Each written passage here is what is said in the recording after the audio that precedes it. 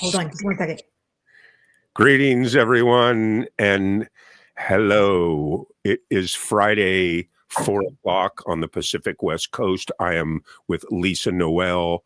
It's time for another episode of Lesa Noelle's movie review. Yes, Lesa. Yes. How are you? Happy Friday, everyone. Happy Friday. So, this Friday, we are going to review the 2025 film Frankenstein, directed by Guillermo Del Toro, who is one of my favorite directors. He's awesome. I love his look. He always does very fairy tale, surreal looking films. And today we have a super special guest. It is Justine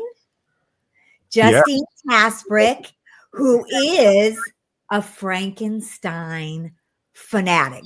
She loves Frankenstein. She's a Frankenstein fanatic? Yes, from the novel to all the films. So I had to have Justine come on and talk about this film. I just so want to know what she thinks of this film. She loved the novel. So. Woo, Justine. Hey, how are ya? Good to see you. Hey, Justine. Hi. Hi. Yep, this is like my favorite thing. I love Frankenstein. That is so exciting. Not a lot of people know that about me, but yeah, I had to do a treatment of it when I was in college. I studied myth, and so the title of and it's in this film actually. The whole title of the book is Frankenstein: A Modern Prometheus. So my subject was you had to pick a Greek god and then do a modern and a ancient treatment of him and compare the two. And so mine was Prometheus, and I lucked out and got to read the Frankenstein as part of my modern stand or example of Prometheus. Okay. Justine, who is Prometheus? Prometheus is the god that stole fire from Olympus and gave it to men, and was punished by all of the gods by being put on a rock, chained to a rock, and his liver was picked at permanently by an eagle. Like forever. Like forever. Infinity. Yes, for all time. Okay, I remember that. Actually, that's okay. Okay. Yeah, so the author, Mary Shelley, she was courting, or I guess dating, this poet, Percy B. Shelley, and who was the son of a politician at the time. Okay. That her parents knew. So she had kind of fallen in love with this guy. He was a poet, and they went on a literary trip with Lord Byron one summer in 1816, and that is where she got the inspiration to write the book. And Lord Byron, it was a famous poet at the time. Yes, huge famous poet, right? Yeah. So, and they did these workshops. So that's how, they pay and go for a summer. And that's how kind of that poet would make his money, kind of teaching kind of his thing or showing his thing and doing, they do it today, even in universities, right? And so the tradition is carried on, but that's where she got that inspiration for this novel. And it's really a remark on technology. When she did it, it was a remark on technology and how how they were using technology and how it would affect others. So they got together. Now, were they dropping acid or something like that? Yeah, no, I wish. But they got together, and it was like a story contest dare, right? I think it was just, I'm not sure if it was a dare or if it was just like her. The story contest. Let's see who can come up with the best horror. I think it was like more like a challenge. A challenge. To say more than like the contest, like who's going to win. But it's like a challenge to each other saying, okay. Got it. Who can actually get this out there and in the culture, right? And Mary won, obviously, hugely. You don't hear a Percy Beast much, but you hear Mary Shelley. Yeah, I mean, this put her on the map, Chick right? one. Cheers. I love her. Mung Finglewood wants to know what the liver symbolizes. You're talking about they picked at her liver. They picked at the Prometheus's liver. It's a good question. Yeah, I'd really have to think about it a lot. I didn't do a ton of a treatment just concentrating on that part, but it is a really good question, I think. Yeah. If you think about it, the cleansing, it's a cleansing organ. So, it cleanses the blood. There you go. So that may have some significance to that. Yeah. Hey, Like Treach. symbolizing, yeah. Yeah, there's a ton Hi, of everybody symbolism. who's here. Yeah. Yes. Rob Finn is here, you guys. TPM Yoshi is in the house. People want to know what we're doing. Let's see. Is there a banner for what we're doing? We are reviewing the 2025 Frankenstein. So let me just put it right here. There you go. This is the easiest. Here is the Frankenstein. Now, this is the latest Frankenstein movie to come out. I got to tell you, ladies, I haven't seen the movie. So you're going to have to really let me know what's going on and make me want to see this movie. So. Oh, yeah. Oh, I think I can do that.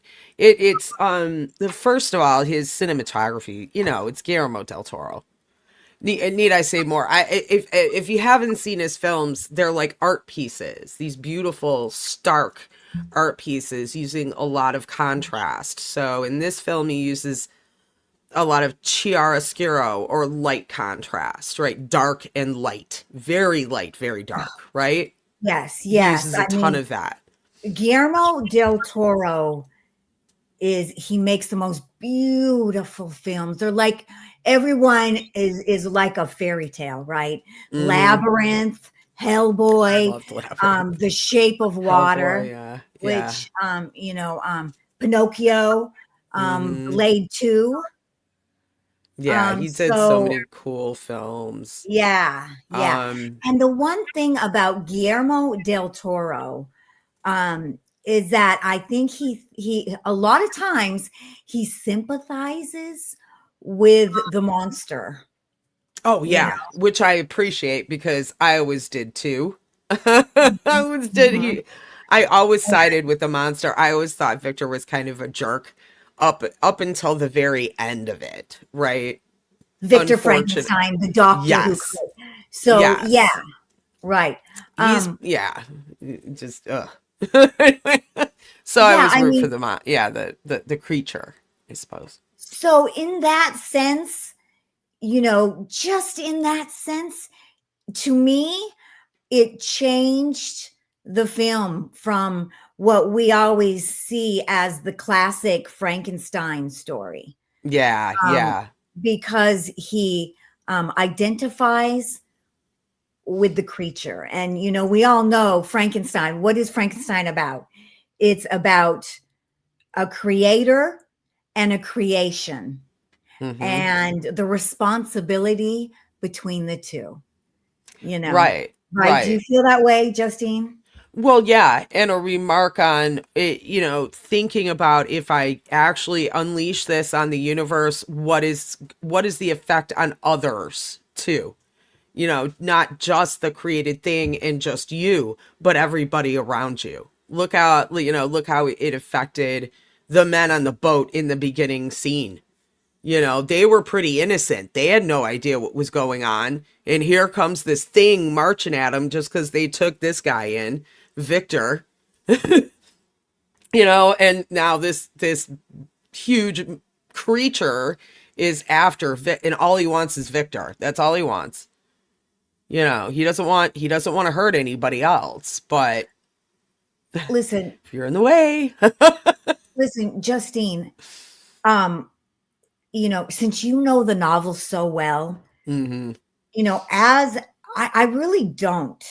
as much, so as I was watching the film, I was wondering, like, the beginning, like what you are talking about, how they start on the ice, Yes. with the wreckage of the ship. Is that how the novel starts? Could you just it for actually like does a second? it does start Okay. that way. You kind of start out first at the end of the story in the Mary Shelley book. Okay, so it's you one of do those just like start the at the film, end. which is what I appreciated why Guillermo Del Toro did that, is that's how the novel starts. It starts with explaining, Victor's had this accident. These guys on this boat take him in, and the monster has been, I call him the monster, the creature has been following him. Just, it seems like he's been following him. So now that he's trying to get to him, he wants to talk to him. He doesn't necessarily want to kill, he wants to talk to him, right? So the big difference, though, I guess, is that there's not all this violence or this huge fight or anything like that. It's more subtle, in the novel. Here it's like, big and explosions and very cool and, very cinematic, and I think you need it for a movie. In a way, right now, I think we're going to do a little spoiler if you haven't seen it, because yes, there's a big difference in the storyline from the novel, right, Justine? Oh yeah, I mean, there are big differences. I got confused because, well, number one, when you see him create Frankenstein, I love that. It's very steampunk. His lab is very that's really cool. And liquidy. And when he's creating his creature, he's stitched together with flesh. It's not like big bolts and metal and right. It was more of a piece of art, right? Yeah, it was art. He's art. He's not grotesque. He's not so grotesque, this creature with the bolts on the side of his neck and, grossness. I mean, but he's gray and bluish, but he's not grotesque. He's gray and bluish and slick, where the other Frankenstein was yellow, or green, like like that color of really. This is more like otherworldly, other dimensional. Like if you think about, the aliens, the gray aliens, right? They're not green men, they're gray. So he made him otherworldly, and he's something other.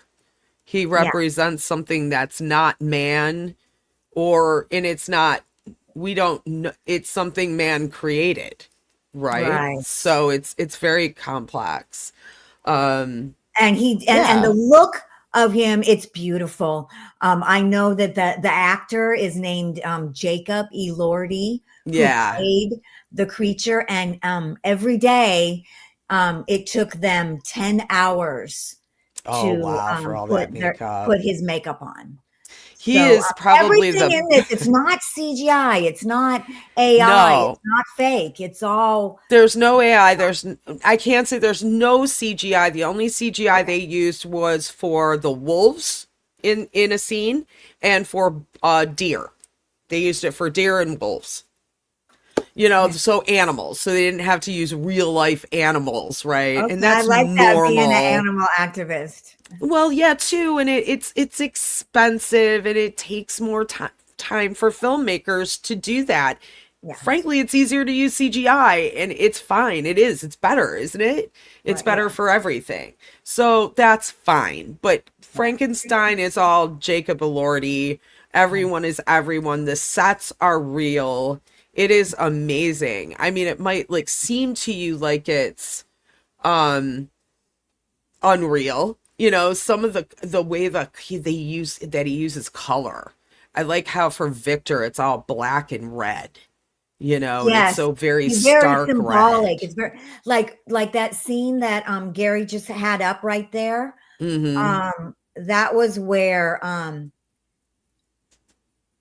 Isn't that with Elizabeth? Yes, that was the first time he meets Elizabeth. Yeah. And she found him, and then she goes back to visit him in that horrible thing he's tied up in. Ugh. Victor. Right. So Justine, what did you think of all the story changes about Elizabeth? Oh, Elizabeth's really cool. Elizabeth, you look at her. Oh yeah, I love the character of Elizabeth because she's almost like Mary Shelley herself, right? She's a thinker. She studies. She's into science. That's why Victor falls in love with her, because she's a scientist. She's no dummy. She when she goes in to visit Victor and basically tell him, no, I'm choosing your brother over you, she goes in there and examines the body and knows all the parts, the anatomy. So the girl's not stupid. She's not just some debutante that's getting married off. She's had some education. So I appreciate her as a character and that input, that she does understand what is going on, what Victor's trying to do, and what that creature is, and that he deserves love, Yes. Again, like what Justine and I were saying is that Guillermo Del Toro really humanizes the creature. Mm-hmm. And I think that he really sees this story. So Guillermo Del Toro thought of Mary Shelley's Frankenstein as his Bible. He wanted to make this film. Guillermo Del Toro wanted to make this film for 30 years. I can tell that he had read the book. I could tell he did. And he loved it. But you can see that difference, how he really created a different story in the fact of it's now, not really a horror. It's more of a suspense drama. I mean, it is and a story between almost a father and son. It is. And it can even be compared to a god and creator, or creating, or created, a creator and created. Yes. So that relationship, father, son, same type of deal. It's also has to do with compassion, how you treat others that you view that are lesser than you, right?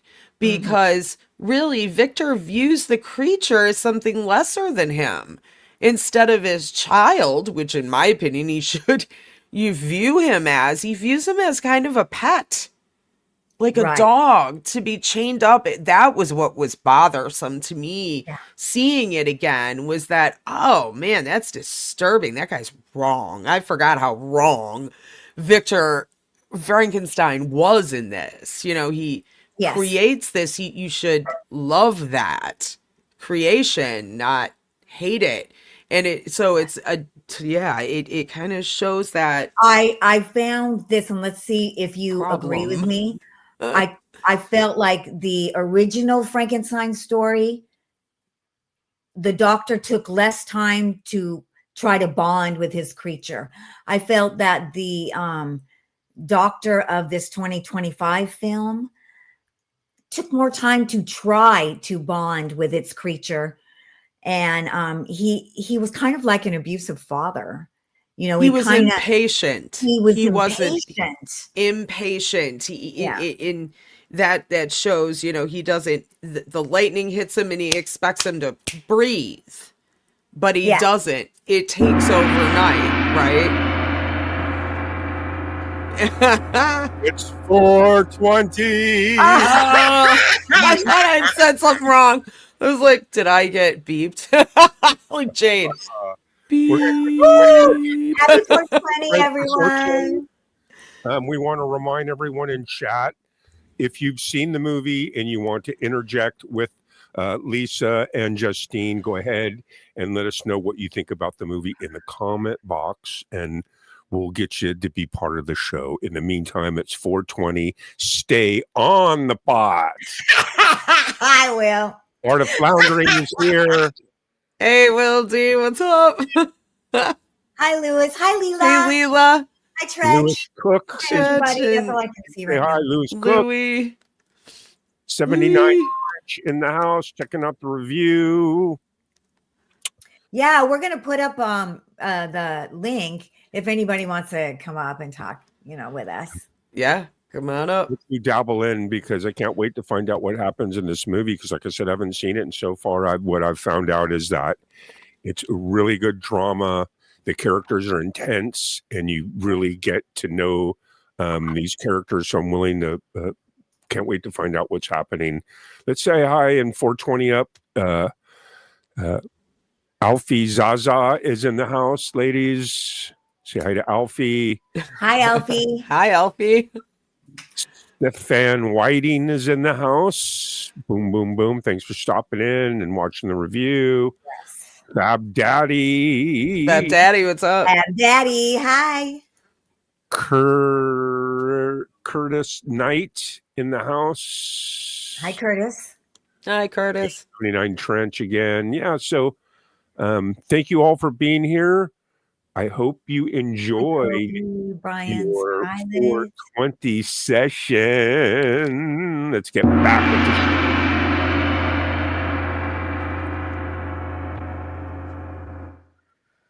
the Okay, so what was I saying? I have no idea. I don't know. Does this mean I have to put down the weed? No, it certainly does not. It's your channel too. Absolutely not. What did I want to say? Oh, so just a little though. The drawings, the pencil drawings that Gary put up, those are drawings. Yes, right here.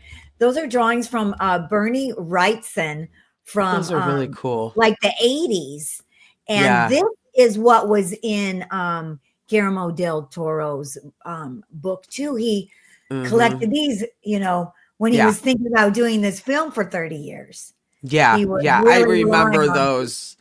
I was a huge Bill Wrightson fan. Yeah. I remember these. Did you see how much one of Bill Wrightson's drawings went for? Up to $1 million. Yeah. That's amazing. Wow. It's just, just someone that basically collected the books. It's like, I should have bought one of those like 30 years ago. Oh, well. But yeah, I mean, those drawings are awesome. So I can understand where he was coming from. And I do appreciate, especially all the comic book stuff that was done. And the cool thing was those first two, he does it in 3 segments. He does it Victor's Tale, and then I forgot what the second one was. Victor's Bernie's drawings, or no, I'm talking about in the movie. He does it in 3 segments, and I'm saying that in like the first 2, it was more like the horror films, and then in the third, it was like the book. So, but the Bernie Wrightson drawing kind of brings them both together. The horror and the book, which it's interesting to see what film can do, what rendered drawing can do, what writing can do, and it's interesting medium, right? And it's interesting to see what other artists inspire this artist, you know what I mean? Oh, for sure. Yeah. So Justine, I wanted to go ahead, Gary. No, I didn't mean to interrupt you guys. I was just kind of wondering, now the lady that you guys were, because like I said, I haven't seen the film. So this is Elizabeth. That's what, like his helper? And then that's I was going to bring Elizabeth up, Justine. So right. yeah. Is Igor, does he have Who's his staff? Okay, so instead of Igor, Victor has a brother, and his name is William. And he's actually, a good looking kid. And William's fiance is Elizabeth. That's William. That's the brother's fiance. So that's one sway from the novel, because in the novel, the doctor is going to marry Elizabeth. In this film, gotcha. Right. His brother's going to marry Elizabeth, but he is in love with Elizabeth. Right. They do this kind of, I'm in love with my brother's, fiance type of story to try to, but really it's, she's just like, psh. At first she kind of is falling for him, but then, when she sees how he's treating the creature, she's done with him, I think. Because she is such a humanitarian. She reminds me of somebody pretty modern, like somebody that is concerned about being humane. She is the one who is concerned about the creature. She's the one. So, she's the one that cares. I thought it was very symbolic. I mean, do you feel like the novel is very symbolic also? There's a lot of symbolism in the novel. I think it's just different than what he's put into the film, but I think that's necessary for the time that the film is made, right? Yes, I think that's true. He wasn't trying to be anachronistic with the novel, where he's trying to do it exactly the way it was back, or talk about what she was talking about. He's trying to kind of bring it into the modern, I feel, right? Where talking about how you're treating people that are different than you, or that you perceive that aren't on the same level as you. Let's put it that way. Or treating animals, or, what have you. That's a big theme of this film, I think. And I feel that it's pertinent and it's correct and it's really, really great. And it also is a lot about forgiveness and intelligence and versus brute force too. There's a lot of that, like, kind of woven within the film, I think, all the way through, which is also interesting.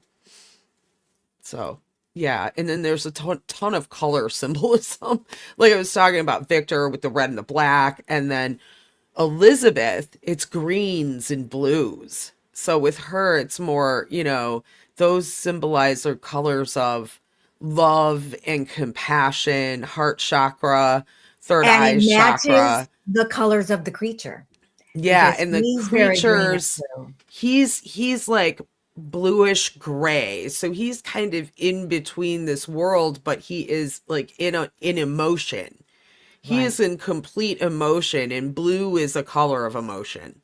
Right? It's so he's very, very, I wanted to call him, I don't know, he's just so deep, he's really intense, very Scorpio-ish energy. That's what I want to say, but it's, as cheesy as that sounds, it's very deep and intense, right? So I thought it was very interesting how Guillermo did change the story a little bit, and he combined all the women.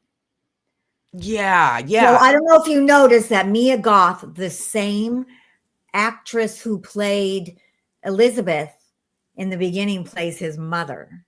Did you notice that? Oh, I didn't notice that. So they did a good job of, wow. So his mother is the motivation for him to want to try to make life go longer. He really wanted to save his mother. Yes, he did. And that's the whole motivation behind the bringing somebody back to life thing. And that's crazy too. It was like, he was so obsessed with death, but yet his whole motivation was to make life. But in it, he got so obsessed with death, it overtook him, right?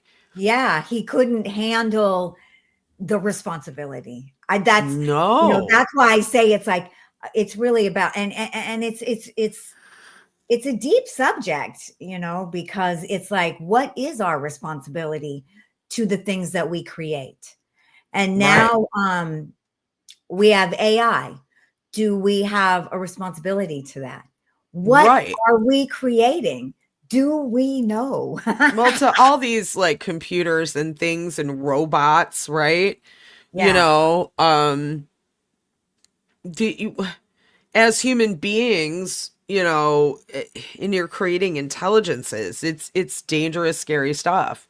Like iRobot, do you really want to be rude to AI? I mean, I think of Wes, Rich New Design. Hey Frank, Rich New Design saying, "Be nice to the AI," but really, I don't want to be mean to it.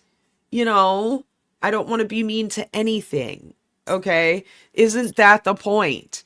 Yes, Right? that is the point.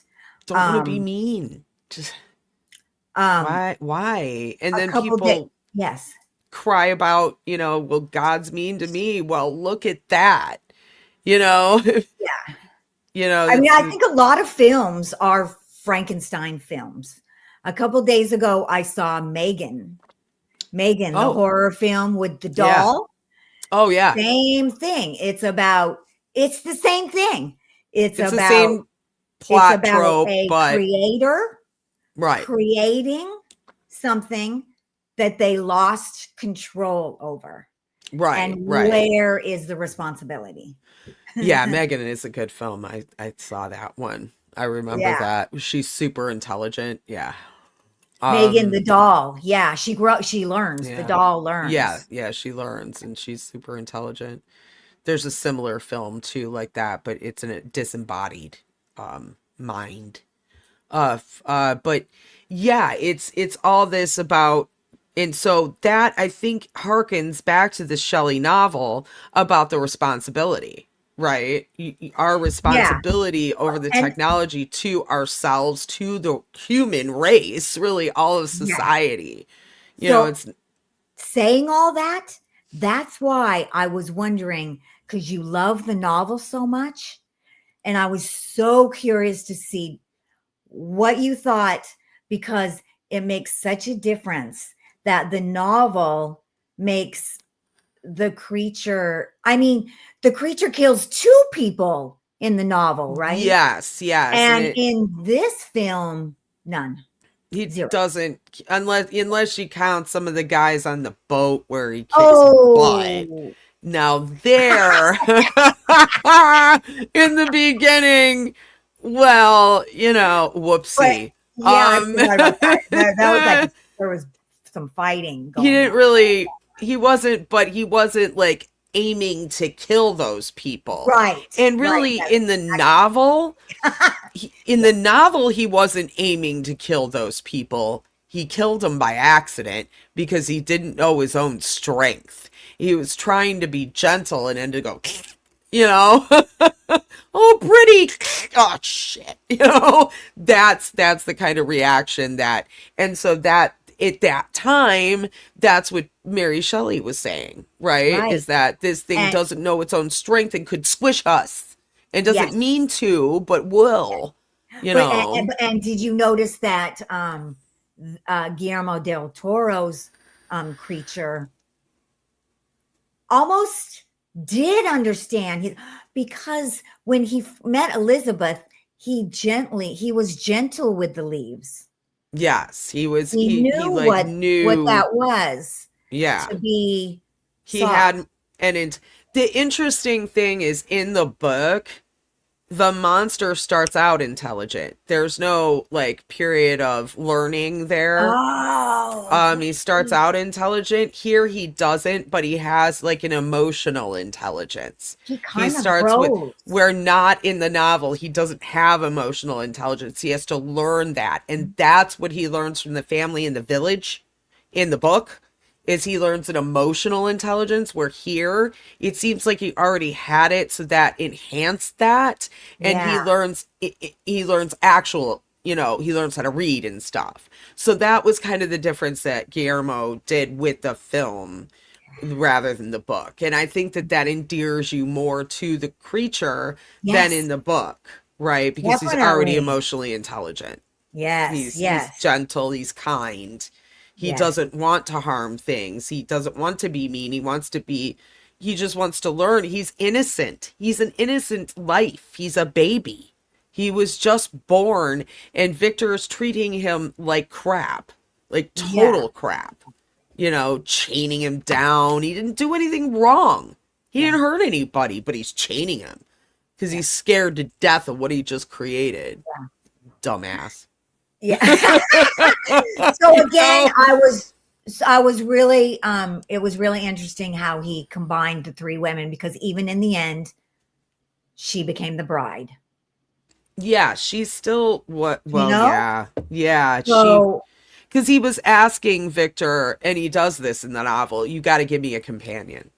That's not fair. He starts one in the novel and rips her up, right? Yes.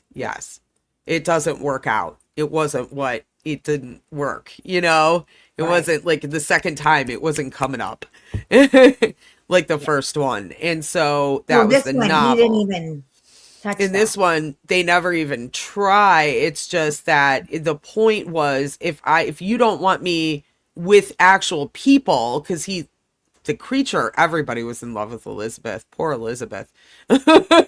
But if you don't want me to be with humans, then you need to create one of my own.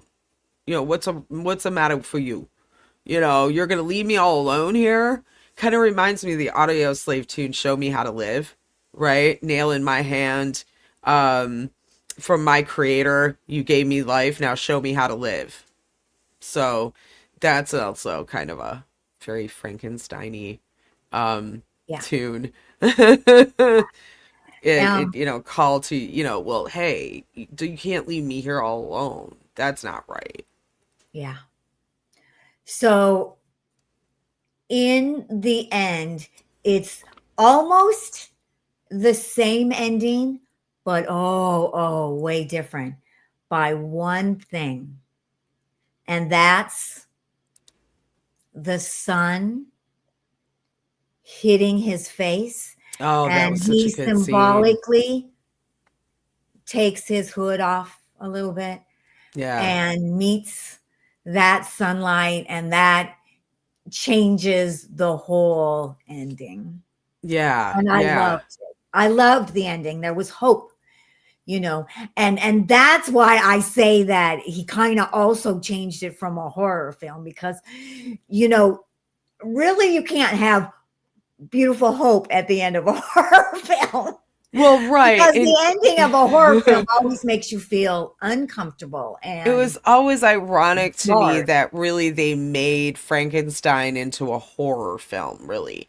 The only real aspect from the novel as horror is piecing together dead people to make this automaton, right? The horror is in that's the doctor. Horror-ish. Yeah, he's horrific and he acts like a horror show for sure, but that's the only real aspect of that.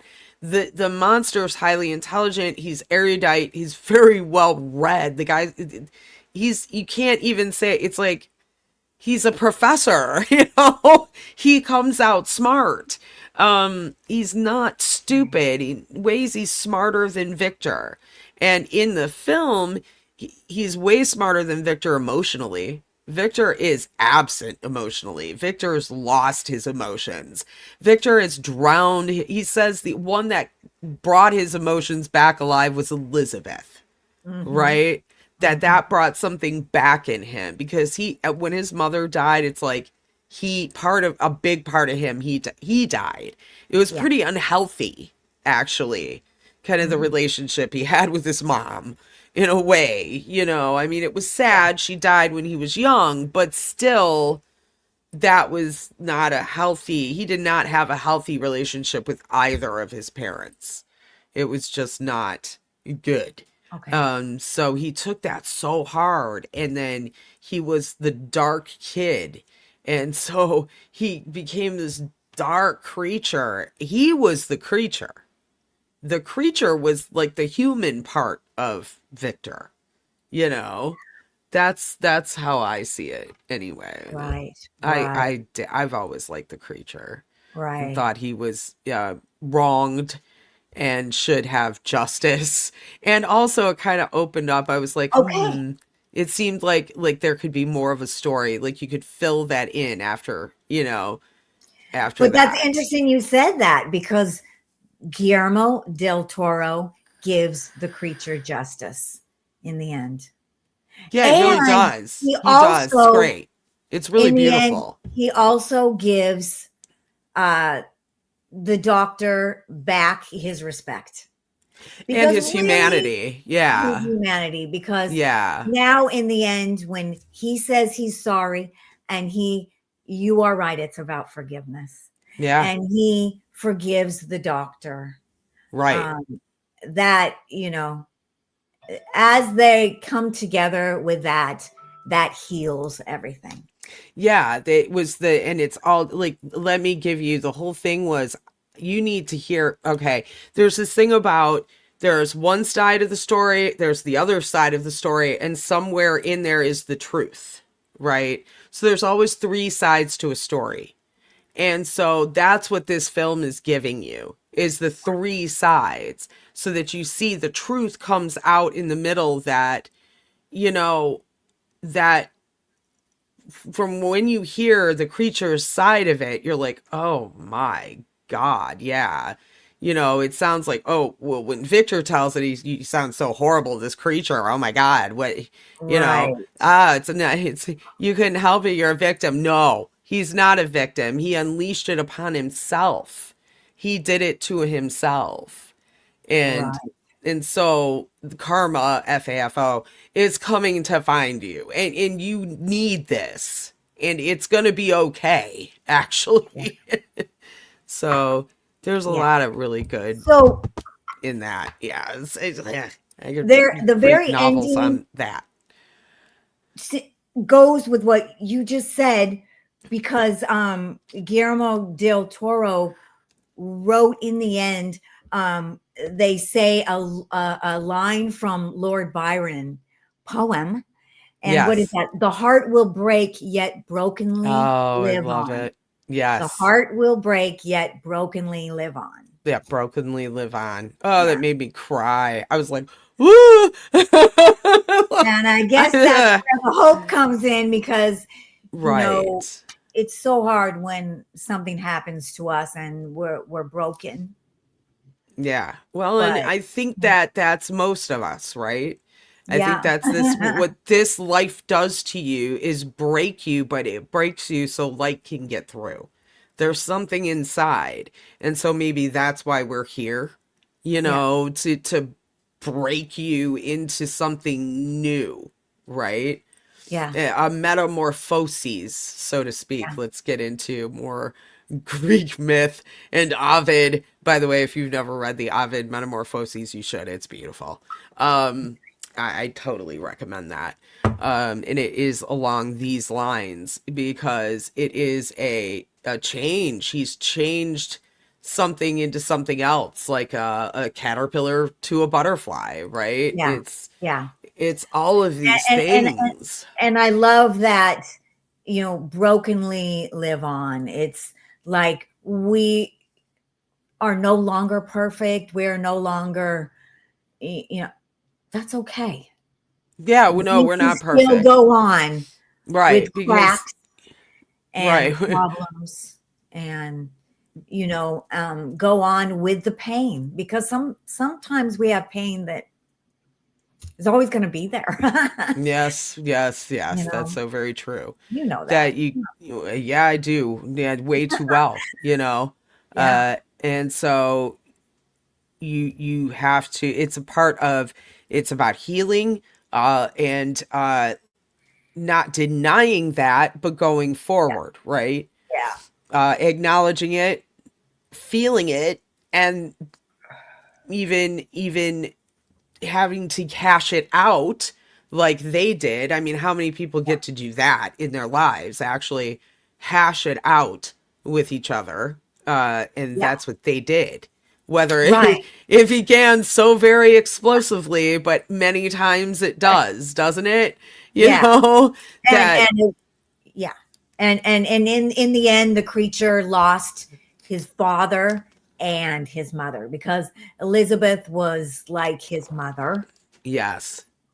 So now he's going on with nothing, but he's going on. He's an orphan, but as we all end up that way, because unfortunately it's the way of things that your mother and father pass on before you, right? It's not so tragic. It sucks, but it's not so tragic because that's what's tragic is if you passed away before your parents. That's tragic. Okay. But your parents passing is the unfortunate way of things because we all pass. It's a cycle. So he's kind of at that point taking his breath and like, okay, what am I going to do? This is me now. I don't have anything to chase anymore or to get at or to hate. I am, I don't have to do any of that. I'm free. And how freeing that is, though, and how freeing the healing is, and all of that, too. There's a whole world of possibility out there, What really... Oh, we have something coming along. Hello. And absolutely, I'm learning so much about this Frankenstein movie. We've got about 15 minutes left in the show. We're going to put the link up in chat, ladies, in case someone wants to come up and chat about the movie. If you've seen Frankenstein and you want to come up and you want to interact, we're going to put the link up.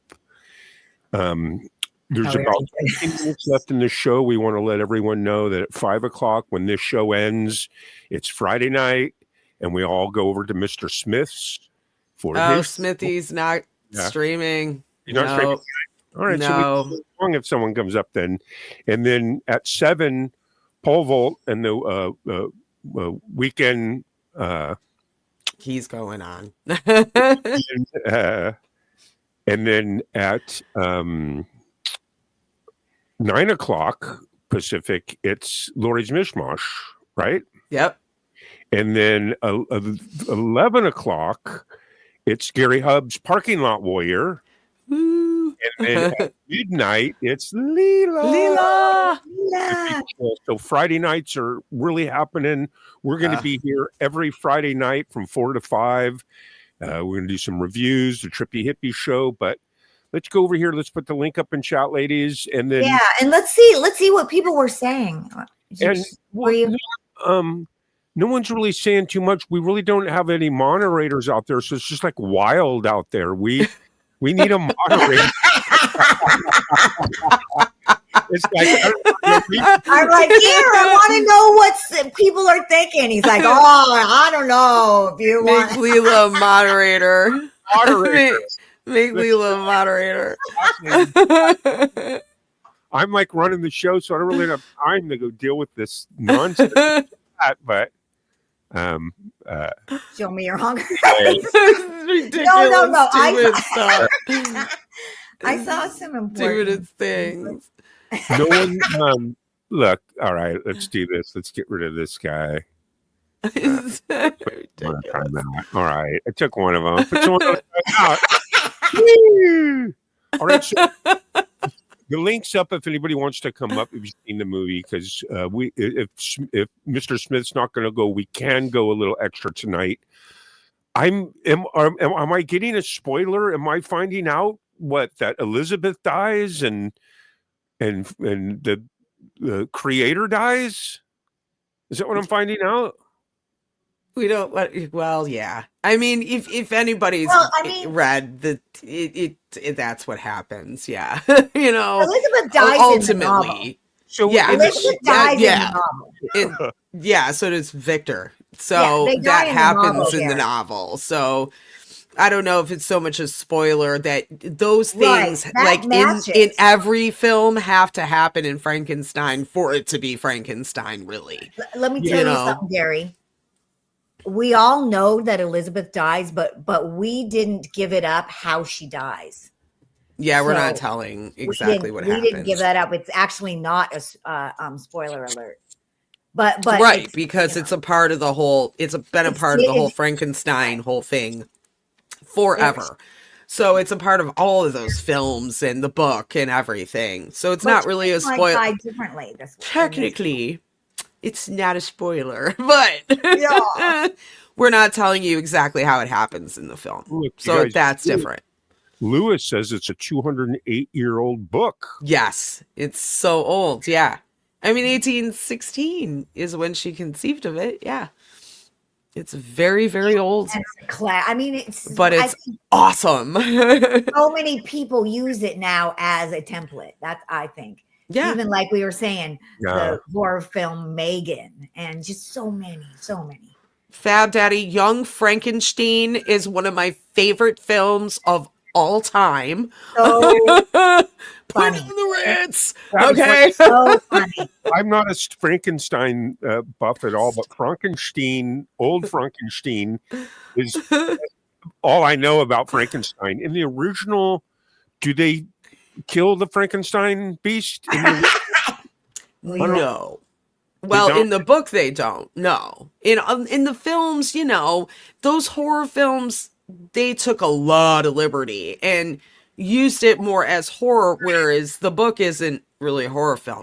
They just amped up all the dead stuff about the dead body parts and the bolts in the neck and made that all freaky and the lightning and the lab. And then they added Igor, which is a total plant. That was never in any of the books or anything. You mean Igor? Yes. The guy with the big bulge. I love him. In the Young Frankenstein. I forget his name, but I know him. There has been over 460 Frankenstein films created. Yeah. It's just a ton of them. All the Boris Karloff and, that's who everybody really... If the image we have of Frankenstein. When I was a little kid, my first trick-or-treating experience, my mother took me on, and this is what 1975. Okay, there was this guy at a double door, so he had the screen down in the first part of the door, and he could hide underneath it. He was in full movie Frankenstein makeup, with the bolts sticking out of his neck and the whole thing. And he was huge. He had the whole outfit on. And I walk up to the door and I knock or ring the doorbell. And this guy pops up. And hello. And he leans out at me. Hello. And I'm like, I'm three. Okay. And maybe that started my obsession with Frankenstein. Yeah, I can see it as plain as day in front of my face for the rest of my life. I will die with that image. It's crazy, man. There's spin-offs too with this whole Frankenstein thing, right? Like the Munsters was like a spin-off kind of. Oh, I love the Munsters. I did too. Right? Okay. I wonder how many. There's got to be at least maybe 5 or 6 Frankenstein movies, maybe more. There's a lot of them. I just said there's over 460. I think there's about 463. All those horror films and everything. There's a ton of them. But then I want to say, oh gosh, maybe 25 years ago, there was one with De Niro played the monster, played the creature. And that was a really good film. That was also a good movie where they were empathizing with the creature. So check that one out. It was the De Niro Frankenstein. I actually saw it in the theater. Wow. Yeah, it was really good. Was it called Frankenstein? Yeah. It was called Frankenstein. that. Yeah, look it up. It's one of De Niro's. He was he played the I like De Niro, yeah. Yeah, I love De Niro. Yeah, Robert great. But and so I had to see it for him, but it was also very interesting of the whole totally different treatment of that than this film and of the novel. Completely different. Very, very different. But yeah, again, really a must see in my opinion. Yeah. But I just think it's a really great story. I'm going to have to give it a chance, and I think I will watch it. I think you ladies have talked me into watching it because Lesa knows how much I love drama, and I actually watched the trailer. And I don't know if I watched the right trailer or not, but the trailer I watched had like it was massive CGI. It had these like gargoyles flying around. Oh, you did not watch the right one. There's no gargoyles in this. And there's no CGI. I looked at no, that's not the right one. This is all, I think you would love it because it's all makeup. It's all Hollywood makeup and scenes. It is, like I said, the only CGI in this are animals. So big dire wolves they use in this one thing, and then deer. That's so it. all the ice is all real. They shot in Canada. Yeah, everything else is real. It's really beautiful. And the buildings, oh my God, the scenes. They have this huge like relief of Medusa, the Gorgon Medusa. That is just in the lab. It's like, wow, that is so cool. Hey, Lesa, real. 6,000 wants to know if Lesa has an OnlyFans.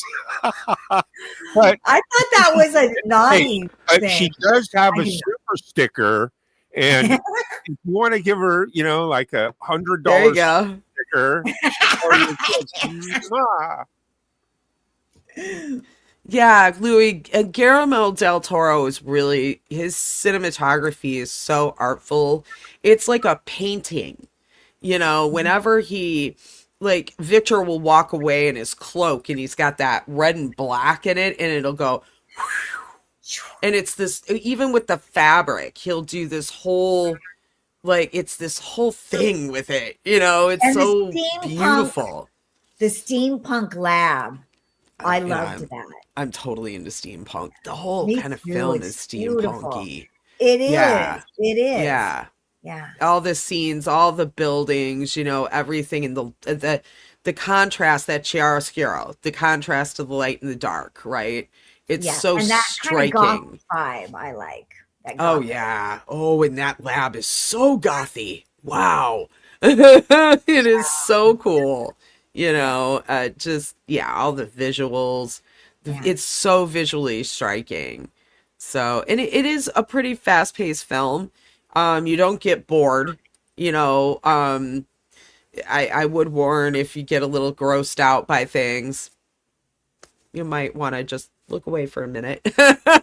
It's not too bad. It's for gore. When I think of Frankenstein, I'm like, I can't wait to see the scene where he brings them to life, hooks them all up, and so that's a pretty good scene. That is a great scene. Yeah, that's an action. In this film is a very action-packed scene because there's more than just that going on, and you'll see what. I don't even want to tell you what's going on exactly, but there's that happening. Because he's waiting in the. It's the 1800s, so he's waiting for a lightning storm. It's not like there's electricity. He can just flip on a switch, right? He has to wait for the lightning to come. And as in the other films, they're doing the same. They're waiting for the lightning to come, right? So that's happening. And then all of a sudden, imagine all of a sudden your dog has to go outside. Something like that happening. All right. But it's slightly worse. That's what's going on, and he's got to deal with that situation, and that's starting to explode. Like, now the dog needs to go to the vet, type of deal. And you've got this, you're trying to bring about life from death. So yeah, that's the kind of scene it is. It's pretty crazy. It's really good. Yes. So we both recommend this film. Highly. Yeah. So I've had to block 3 or 4 people. You're just getting spicy tonight, huh?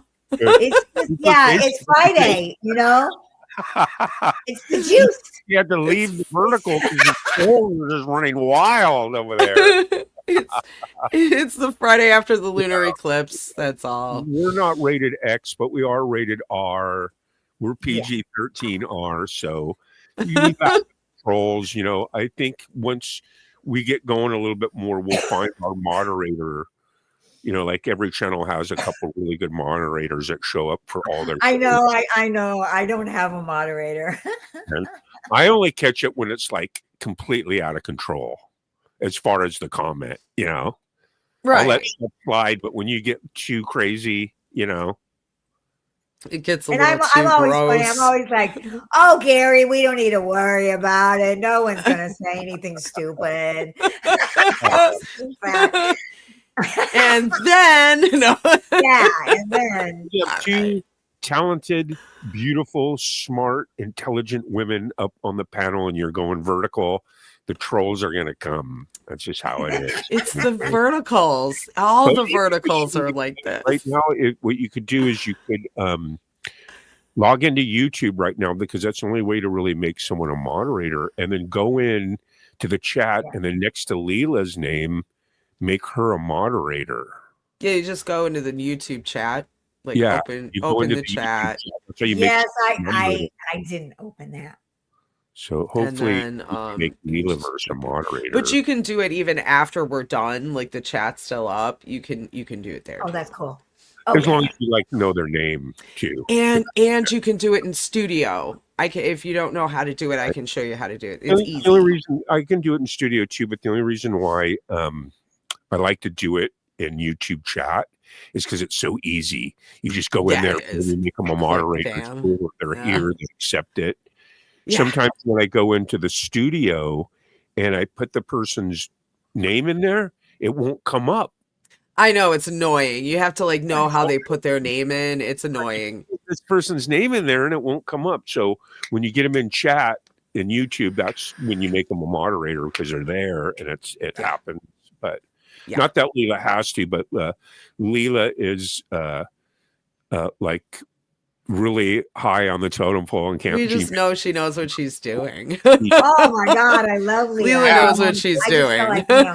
Leela runs her own channel, and she's. I love how adept. we're talking about she will be able to.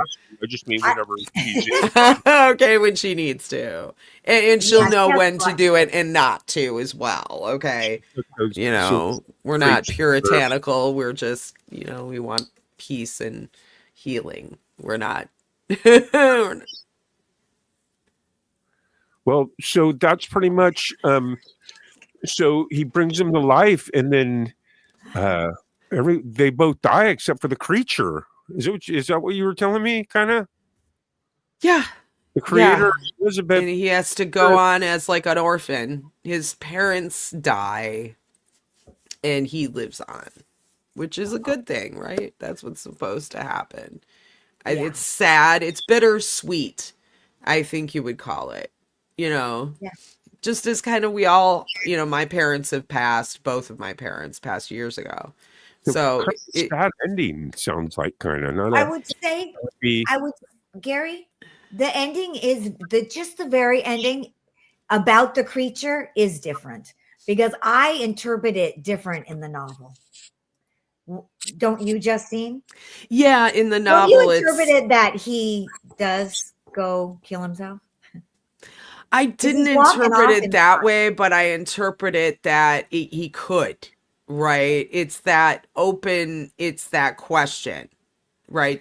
Like, so here in this one, just with the fact that the sun comes on and he smiles and does that, it's symbolic, and it kind of that he has hope. Going to go on, but this in the other Frankenstein's healed, right? The other one, this one, he's not healed. No, he wasn't. Dark, icy darkness.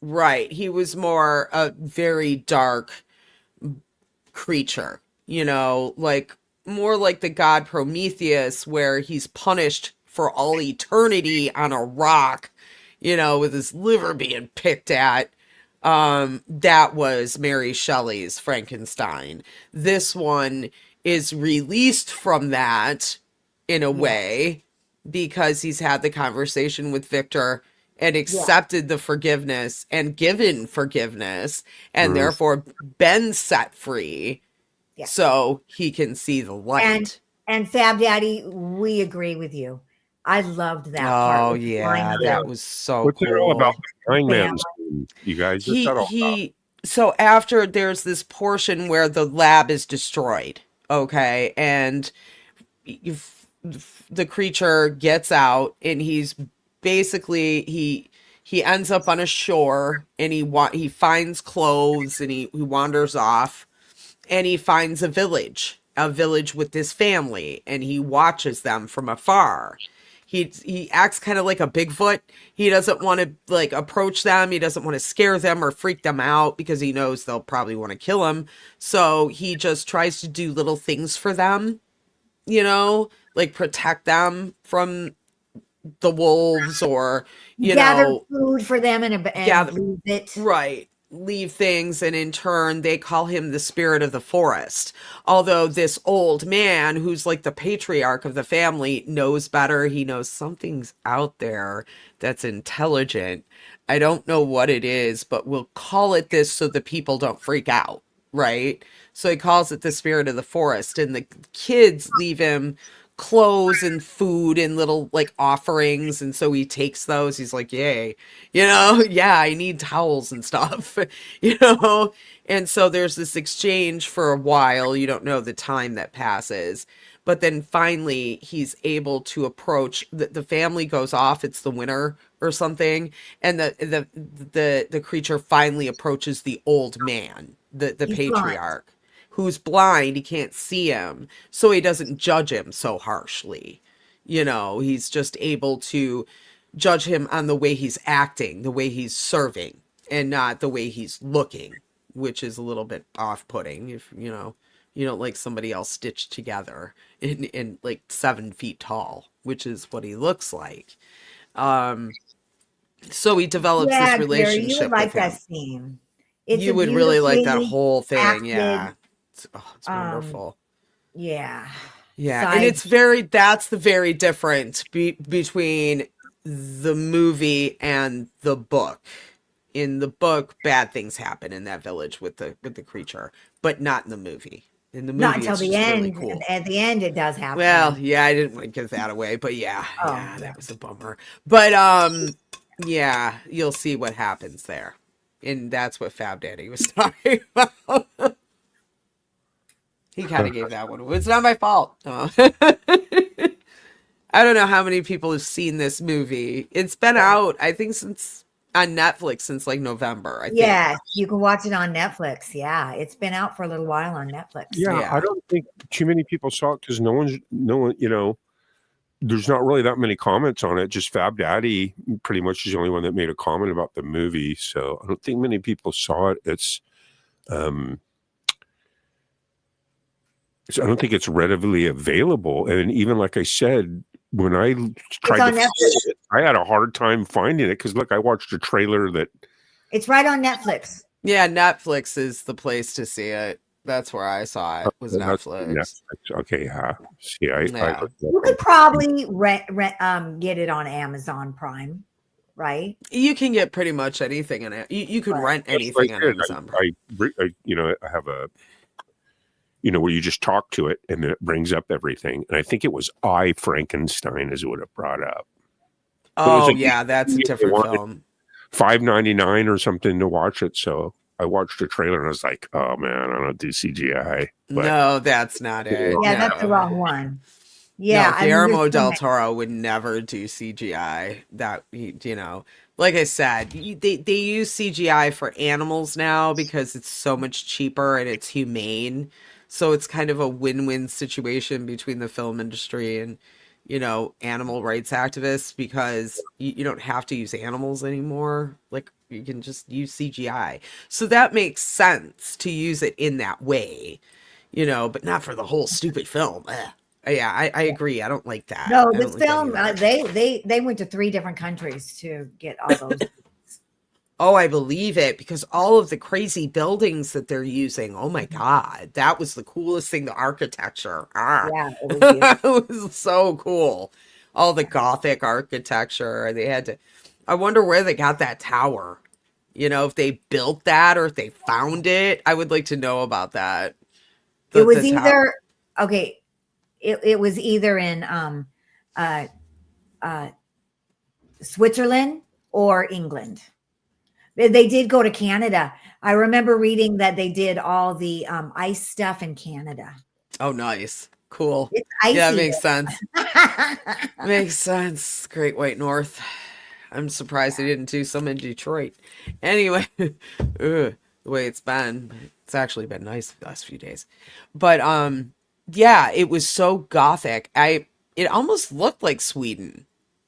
It could have been England though too, you know. I mean, I've seen some crazy. I went to Amsterdam and saw some crazy Gothic churches. Wow. Ooh, They were almost, they were so, this one, I want to go back just to go church hopping, just to see the architecture, because it was just so, it was on this hill and you looked down at it and it was so black. It looked like something out of a Dracula movie. I was like, that's cool. But it was a church. From being It was worn? just the way, yeah, I guess it was Rainy? just, it appeared to me as black. You know, the actual stone that it was made from was so dark it looked black when I was looking at it. I wish I still had the pictures. I don't have them anymore, but it's hard to explain. It was this certain church right in the city of Amsterdam, and it's huge, and it seems to like take over, and it's so dark. It's like, whoa, that's so creepy. It's cool. You know? You don't want bats to fly around it and stuff. It's cool. So you guys, it's 5:10. I think we have to dump everyone over, right? Is there another show starting? Not yet. Pole vault starts at in like an hour and 45. Oh, I thought someone started their show at 5. Smithy's not well, so he is taking his stream down. Smith goes at 5 o'clock. Yeah, he's not doing well right now. So we're say some prayers for Smithy. He's just not doing real good right now. So that's what I heard from Valerie today. So say some prayers for him. Mr. Smith, get well. We love you. You're awesome, dude. Yeah, because this whole Friday thing is just a nonstop marathon of fun, Friday fun. It starts at noon with Valerie, has her show. Yeah. On Friday. Oh, I love her. She's so talented. Yeah. The Flockers. Woo. You know, I just Friday Song Club. I want to say, just while you know, we were saying that to Mr. Smith, I also want to say to Tam from Tam's World, he got in an accident. So I want us all to, you know, send him some healing energy. Yeah. Good juju. Definitely. That accident, he needs a lot of prayer sent his way too. So Thams, we're always thinking of you. Yeah, we love you, Tam. Yeah, that's my buddy. He's a cool guy, man. You'll heal. This takes time. You know? Yeah. Yeah, they both will. It's just going to take, you know, some good care and time and self-care, Smithy. Healing. If you're listening, I hope you are, but probably not. Absolutely fantastic. So, you know, what do you think, ladies? Are we pretty much, have we let everyone know what this Frankenstein movie is all about? I mean... Yeah, I mean, I think so. Without having to give away too much. I mean, I could talk a lot about Frankenstein, but you know, I want you to go see the movie. What? I told you she was a fan. It's well, insane. Let me ask you, on a scale of 1 to 10, what would you give this movie? I would give it a 9. It's that high, especially for a Frankenstein film. It's that high. Yeah. I would give it a 9. Yeah. Even a 9? Yeah. Sweet. Yeah. Just for the cinematography alone. And very good acting, by the way. Very good acting. Those actors are very good. What was the actor's name that played Elizabeth again? The actress who played Elizabeth was Mia Goth. I like her. I liked her a lot. I like her too. She doesn't really even look like this, which is awesome. I love it how people. That's even better. Yeah, I love dark hair, and she looks different. I love actors that can do that. that can really transform themselves into the character. And I felt that she did a great job. Yeah.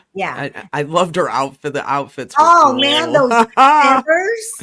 Yeah, I and didn't the realize blues. that was like a thing back then. I didn't either. And the blue, it seems so very almost Star Warsy, didn't it? Yes. You know, like Queen Amidala-ish. Yes. Very princessy, but yet she was so intelligent. Like at first she was like, oh, it's gonna come out of this chick's mouth, derp de doody dum. No, it was like, no, I know all about this stuff. And I know this, and I'm a scientist, and screw you. And I was like, rock on, chick. I like you. It was a very pleasant surprise out of that character. Elizabeth. Yeah, I really enjoyed her. So, yep. It's good stuff. Yeah, but again, I don't want to give too much away. You know? Right. You guys got to go see it.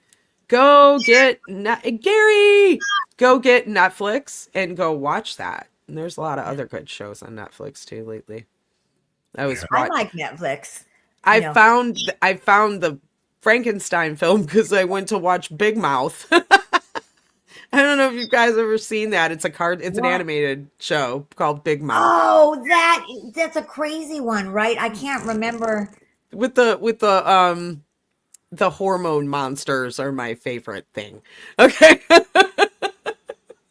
Okay, I know what it is, and I think it's about teenagers growing up, and then all of the things that happen to you as a teenager are embodied in cartoon characters. So hormones, you've got hormone monsters, you've got love bugs that turn into hate creatures, stuff like that. Right.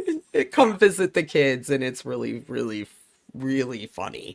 And so that led you to Frankenstein. Okay. That actually, I found the 2025 Frankenstein. I was watching the stupid Big Mouth, and I'm like, oh my God, I have to watch that. And then Lisa's like, do a movie review with me. I'm like, oh, okay. Yeah. I know what I want to watch. So there you go. That's what happened. Too funny. So thank you so much, Justine, for coming on. Yeah. Giving us all your expertise of the novel and the difference between the novel and the film. And my pleasure. Thank you for having me. Frankenstein was just insane. When we appreciate that, all the ins and outs of everything. Yeah. Just a fantastic show tonight.